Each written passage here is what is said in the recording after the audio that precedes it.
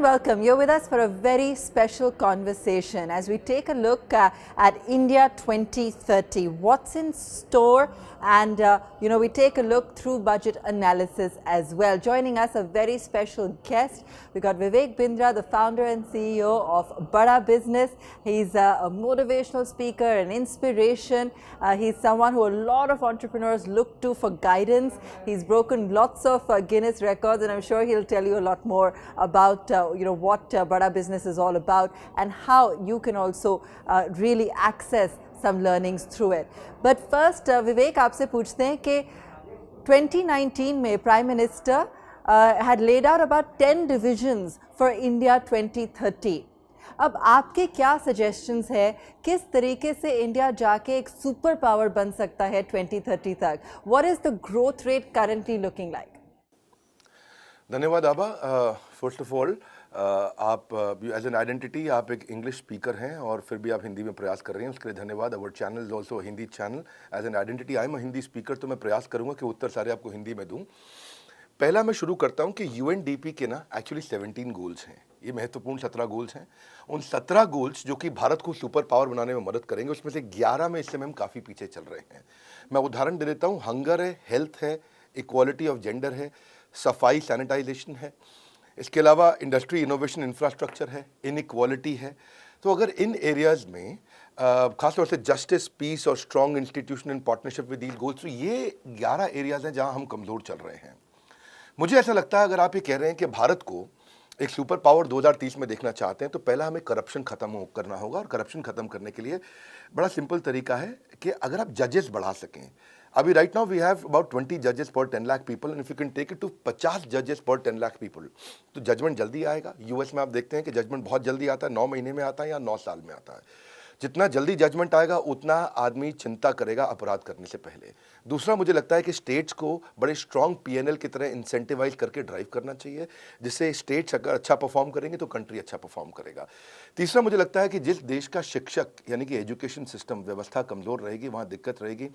तो अगर हम फैकल्टीज़ को गवर्नमेंट स्कूल के अंदर इंसेंटिवाइज करें उनके बच्चों की परफॉर्मेंस के बेसिस पे, तो रिजल्ट्स बहुत अच्छे आ सकते हैं। कि जितने बच्चे आपकी क्लास में सरकारी स्कूल के अंदर अच्छा परफॉर्म करते हैं, बेसिस हम सरकारी स्कूल के टीचर्स को भी इंसेंटिवाइज कर सकें। टीचर ट्रेनिंग बजट को बढ़ाना चाहिए। मुझे लगता है कि गवर्नमेंट ने को पॉलिसी मेकिंग में इन्वॉल्व होना चाहिए और कॉर्पोरेट को ही खाली बिजनेस करना चाहिए। Railways, airline, oil and gas को प्राइवेटाइज कर रहे हैं, इसको कई लोग बुरा मानते हैं, मेरी नज़र में बहुत अच्छा है।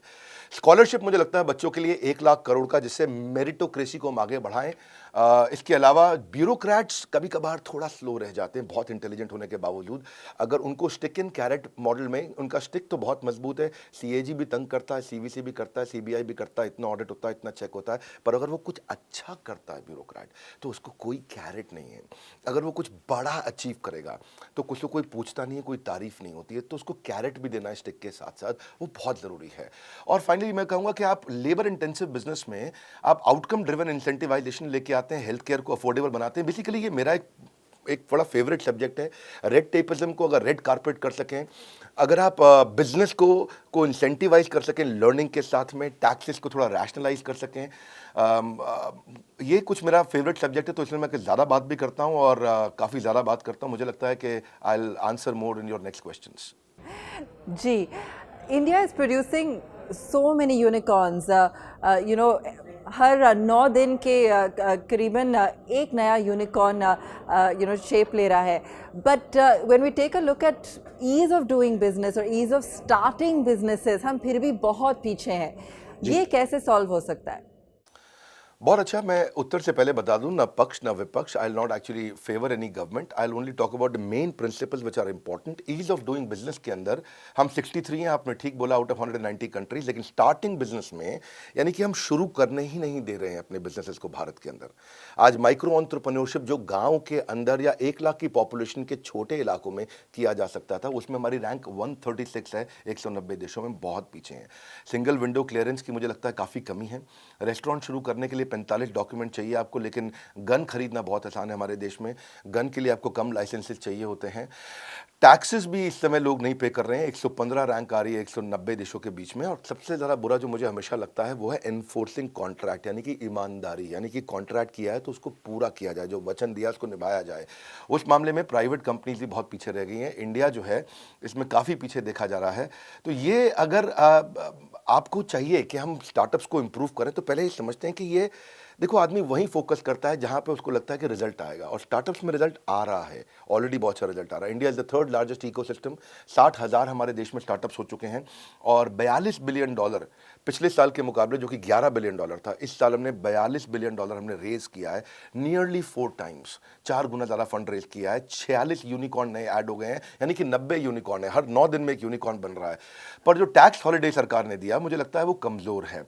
जो टैक्स हॉलिडे सरकार ने एक्सटेंड किया, मुझे लगता है कि क्योंकि जो स्टार्टअप है वो पहले तो लॉस में ही रहता है। आपने 3 साल का उसको टैक्स का बेनिफिट दिया, 3 साल बाद वो प्रॉफिट में आता है, टैक्स ले लेते हो। तो अगर उसको एक्सटेंड कर सकें, दुबई में टैक्स हॉलिडे 50 साल का है, एटलीस्ट इसको 5 साल एक्सटेंड किया जाना चाहिए था, उससे बेनिफिट होता। अब इन्वेस्टर स्टार्टअप में उसको भी कुछ फायदा मिलना चाहिए। इन्वेस्टर अगर बॉम्बे स्टॉक एक्सचेंज में कहीं जाकर के वहां इन्वेस्ट कर रहा है तो उसको लॉन्ग टर्म गेन पे यहाँ पे 10% का टैक्स है और स्टार्टअप इकोसिस्टम में 20% है। मुझे लगता है इसको रैशनलाइज करना चाहिए।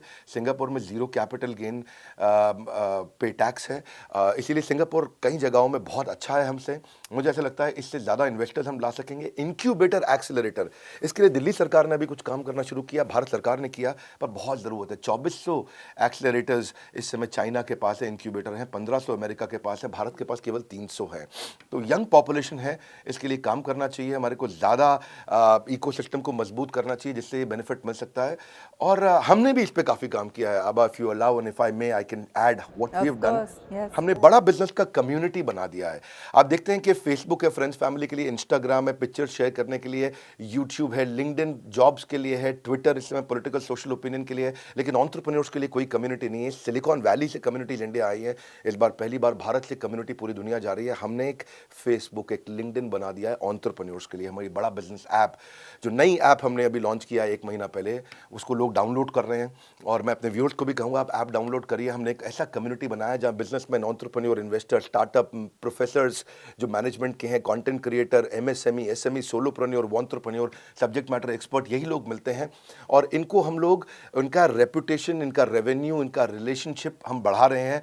और क्योंकि रेलेवेंट ऑडियंस नहीं थी एंटरप्रेन्योर के लिए कोई, फेसबुक में सब फ्रेंड्स एंड फैमिली थे। कोई लोकल लैंग्वेज में लीड जनरेट करना है, उनको बिजनेस को बड़ा करना है, उसके लिए कोई सपोर्ट नहीं था। तो हमने ऐसा एक कम्युनिटी बनाया और यहाँ पे मुझे लगता है कि लोगों के 1 लाख फॉलोअर पहले 100 दिन में बन जाते हैं। लोग बहुत तेज ग्रो कर रहे हैं। ये हमने एक फ्री कम्युनिटी है बेसिकली, जैसे फेसबुक करता है, जैसे लिंक्डइन काम करता है, ऐसे ही हमने बड़ा बिजनेस ऐप बना दिया है। तो यहाँ पे आप आके management, investing, technology, manufacturing, motivation, HR, legal, strategy, execution, सब कुछ सीख सकते हैं। यहाँ पे आकर के लोग काफ़ी कंटेंट बना रहे हैं, डाल रहे हैं यहाँ पे, और लोगों को बेनिफिट मिल रहा है। विवेक जी, बजट के दौरान ऐसे कैसे चेंजेस आ सकते हैं जो हमको इन सारी चीज़ों की तरफ और बढ़ा सके? You know, it's said that MSMEs are the backbone of the country. Has the budget or any of the initiatives that have been mentioned suggested that they can strengthen the MSME infrastructure? MSME infrastructure के लिए thank you very much for this question, is very important, क्योंकि backbone है। आपने जैसा बताया अभी आभा जी, 2 लाख करोड़ का इस समय एलोकेशन किया गया है कोलैटरल फ्री लोन के लिए। Emergency credit line guarantee scheme है, उसको भी 50,000 करोड़ का एक्सपेंशन मिला है, 2023 तक किया गया है। ये देखने में अच्छा है, लेकिन प्रोवाइडेड अगर ये लोन लोगों को मिल सके। बैंक इस समय लोन दे नहीं रहा। आपकी 59 मिनट्स की भी स्कीम है। ओवरऑल अगर आप इकोसिस्टम को समझें, क्योंकि आपने एमएसएमई की बात किया है, तो मैं ये बताना चाहूँगा कि 3.5 करोड़ एमएसएमई हैं चाइना के अंदर और हमारे पास 7 करोड़ एमएसएमईज हैं। हम उनसे डबल हैं, लेकिन उनका कंट्रीब्यूशन जीडीपी पर 60% है और हमारा 30% है, यानी कि हम हाफ हैं कंट्रीब्यूशन के मामले में। इसको टोटल देखेंगे ध्यान से तो ये 1/4 हो जाता है। आज अगर आप देखोगे 18,000 एमएसएमई हर दिन चाइना में शुरू हो रहे हैं, हमारे देश में 1 ही हज़ार शुरू हो पा रहे हैं। कहाँ 18,000 पर डे, कहाँ 1,000 एमएसएमई पर डे। तो इकोसिस्टम में बहुत डिफरेंस है। मुझे मुझे लगता है कि रजिस्ट्रेशन बढ़ाना चाहिए। 13 करोड़ हैं, 13 करोड़ में से 6.5 करोड़ रजिस्टर्ड हैं, बाकी रजिस्टर्ड नहीं, कच्चे में बिजनेस कर रहे हैं। साधारण भाषा में बोलूँ मैं, इनफॉर्मल मार्केट जिसको हम कहते हैं अंग्रेजी में। और इनफॉर्मल मार्केट में उस बेचारे को लोन भी जो है 24% 36% पे मिलता है। अगर सरकार रजिस्ट्रेशन कराए तो 7% 9% पे उसको लोन मिल जाएगा। गवर्नमेंट को जीएसटी भी मिलता है, टैक्सेस मिलते हैं। गवर्नमेंट कितना ग्रो करता है। मुझे लगता है स्कूल, खाली पड़ी बिल्डिंग्स को इस्तेमाल करना चाहिए local hub and spoke model में। एमएसएमई की अगर आप बात करते हैं तो मुझे लगता है कि कैपेसिटी डेवलपमेंट पे अगर एंटरप्रेन्योर्स के साथ काम करें और कंपलसरी कर दें एक एमएसएमई की एजुकेशन को और उसको पीएलआई दे दें उसके लिए। जैसे सर्व शिक्षा अभियान है, उसमें मिड डे मील एक इंसेंटिव है कि गरीब बच्चा आता है उसको मिड डे मील फ्री खाना मिलता है, वो पढ़ता है नगर निगम बाल माध्यमिक विद्यालय। ऐसे ही अगर एमएसएमई को भी अगर आपने एजुकेशन को इंसेंटिव कर दिया, वहां पे इंसेंटिवाइजेशन कर दिया, वो सीख गया तो वो टैक्स भी देगा, डिफॉल्ट भी नहीं करेगा, लोन सारे चुकाए जाएंगे और गवर्नमेंट के लिए ग्रोथ है। तीसरा, मैं इसमें 5 सुझाव दूंगा आपको। तीसरा सुझाव जो मुझे लगता है कि जो मैंने बताया डिस्प्यूट रेजोल्यूशन, यहाँ पे बहुत सारे केसेस हो जाते हैं, लोग पैसा नहीं लौटाते हैं। इसमें तो हम Pakistan, Nepal, Iraq, Zambia, Vietnam, Mexico, इनसे भी पीछे चल रहे हैं, 163वीं रैंक पे हैं। उसके लिए ऐसे एमएसएमई रिकवरी नहीं कर पा रहे। एमएसएमई समाधान योजना देश में हमारी सरकार ने लागू तो किया है, पर वो लगभग फेलियर के नज़दीक मैं उसको मानता हूँ। 1 लाख केस आता है तो उसमें 10,000 सेटल होता है, 90,000 सेटल नहीं हो पाता है, 30,000 तो रिव्यू में रह जाता है। तो किसी प्रकार से अगर हम लोग ऐसा कर सकें कि कुछ कॉरपोरेट लॉ के अराउंड हम लोग और काम कर सकें और नंबर ऑफ जजेस अगर हम और बढ़ा सकें इस एरिया में, और वो किस चीज़ के लिए, मुझे लगता है कि ऑल्टरनेट डिस्प्यूट रेजोल्यूशन मैकेनिज्म आ जाए हमारे लीगल सिस्टम में तो काफ़ी बेनिफिट मिल जाएगा। और एक क्लस्टर डेवलपमेंट पे अगर आप ध्यान दें, क्लस्टर डेवलपमेंट पे इस साल काम भी हुआ है, बात भी किया गया है। क्योंकि देखिए cluster one station one product जो इस बार निर्मला सीतारमण जी ने लॉन्च किया, मुझे उसके लिए काफ़ी खुशी है। मेरी एक्सपेक्टेशन भी इसमें कुछ पूरी हुई है। चाइना में 100 से ज़्यादा ऐसे स्पेसिफिक जोन है। फर्नीचर का शहर, कपड़ों का शहर, मोबाइल का शहर, बिजली का शहर, टॉयज़ का शहर, टाइल्स का शहर। भारत में इसकी बहुत ज़रूरत है और अगर ये हो जाए, एक ही जगह पर बिजनेस होगा तो लॉजिस्टिक्स का खर्चा बचेगा, फॉरेन करेंसी आएगा, बाहर से विदेश Yes, it'll lead to lots of benefits. आप स्टार्टअप गुरु का अवतार भी लेते हैं spot funding show horses table पे। ऐसे प्लेटफॉर्म कैसे चेंज कर सकते हैं बिजनेसेस का फ्यूचर? फंडिंग इज अ की प्रॉब्लम फेस्ड बाय स्टार्टअप, जैसे सबको पता ही है। हाँ, हमने एक हॉर्सेस टेबल एक प्रोग्राम लॉन्च किया है और वो हमारे चैनल पे और जीएनटी पे आता है, हॉर्सेस टेबल। उसके हमने 23 एपिसोड डाले हैं, आखिरी एपिसोड अभी खत्म हुआ है। फंड रेजिंग के लिए ये on the spot reality funding show हमने लॉन्च किया। 23 एपिसोड्स में हमने करोड़ों रुपए का फंड एक स्टार्टअप को दिया। I think that's a deal. That sounds Ipsy, great. Are you okay with 80 crores? ठीक है, we'll go ahead with that. 6 और 7 करोड़ की इन्वेस्टमेंट के साथ ये बन गई है इंडिया की सबसे बड़ी spot funding investment.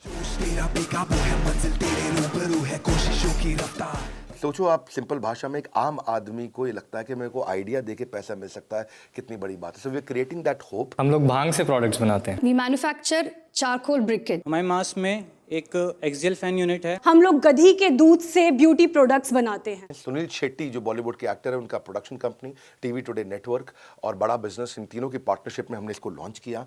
Horses table, जो जीता वही सिकंदर, भारत का सबसे बड़ा रियलिटी फंडिंग शो। यहाँ पे आपको मेंटर, कोच, एडवाइजर, पैसा, स्टार्टअप गुरु सब मिलते हैं। मेरा रोल एक स्टार्टअप गुरु का है इसमें। मैं आता हूँ एज ए स्टार्टअप गुरु, यहाँ पे आकर के आप क्राई नहीं करेंगे, दोबारा ट्राई करेंगे। आप स्ट्रांगली मेंटल होने की जगह जहाँ हो जाते हैं लोग, आप मेंटली स्ट्रांग हो जाएंगे। आपके लिए होपलेस एंड आपको एंडलेस होप क्रिएट करके देगा। देखिए जो फंडिंग है ना, वो मिल नहीं पा रही है लोगों को। एंजल इन्वेस्टमेंट में मिलने में कितना तकलीफ आ रहा है आज। Lead angel, India angel, Mumbai angel, Chennai angel, बहुत कुछ है, लेकिन 2% लोगों को पैसा मिलता है। इसीलिए हमने इसको चालू किया और इसमें स्मार्ट कैपिटल मिल रहा है। बड़ा बिजनेस आकर के लाइफ टाइम मेंबरशिप देता है, ट्रेनिंग देता है, कोर्सेज देता है स्टार्टअप्स को। आज इन्वेस्टर्स आपके साथ इन्वेस्ट करें या नहीं करें, मैं आपको पर्सनल मेंटरिंग के लिए जरूर इन्वाइट करूंगा। हम आपको अपने प्लेटफॉर्म पे प्रमोट करेंगे ताकि आप अपने स्त्री प्लेटफॉर्म को आगे लेके जाएं और महिलाओं को और एम्पावर करें। मैं आपको हमारे 75 डिफरेंट प्रॉब्लम सॉल्विंग कोर्सेज हैं हमारे, आपको लाइफ टाइम मेंबरशिप के साथ वो अपनी तरफ से कॉम्प्लीमेंट्री ऑफर करना चाहूंगा। तो ये हमने काफ़ी काम किया इसके अराउंड और आई थिंक वो लोगों ने वीडियोस को बहुत पसंद किया। मैं व्यूअर्स को बोलूँगा कि 23 एपिसोड हैं, इनमें कुछ एपिसोड्स तो बहुत इंस्पिरेशनल है, आप जाके देखना चाहिए। आप जीएनटी पे या हमारे चैनल पे देख सकते हैं। एक बहुत करेज मिलता है और सीरियस प्रोग्राम है। मतलब ऐसा नहीं है कि हमने इसको बड़ा एक बिग बॉस टाइप हो हल्ला किया है। एक सीरियस कॉन्टेंट हमने यहाँ आकर के बिल्ड किया है कि जिसमें आप देखें कि एक एक्चुअली क्या है, आज स्टार्टअप को पता चल जाता है कि इन्वेस्टर्स कैसे बिहेव करेगा और इन्वेस्टर से मुझे मांगना क्या है, इक्विटी देनी कैसे है।